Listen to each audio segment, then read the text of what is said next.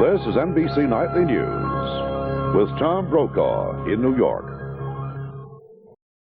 Free Enterprise scored a victory in space today. For the first time, a private American company launched a rocket. It's the first step to putting satellites into orbit with privately owned rockets instead of relying on the Federal Space Agency. More from Roy Neal.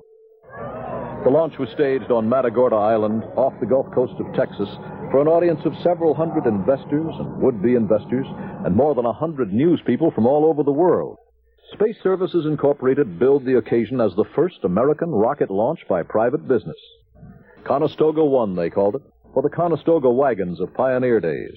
In fact, it was a modified second stage from an Air Force Minuteman missile, purchased from the government for $350,000 and equipped with a dummy second stage and payload to make a rocket that stood 37 feet tall. 3, 2, 1, ignition. We have liftoff of Conestoga One, the vehicle that is pioneering the future of American private enterprise in space.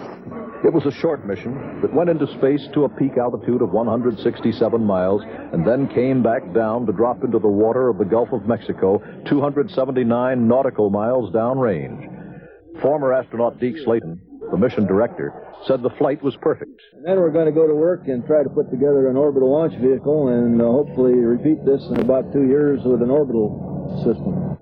Space Services bought a reliable rocket for this short flight. For less than $1 million all told, it satisfied the investors. Now the company must prove it can put payloads in orbit. That'll be the real test in about 2 years. Long live private enterprise.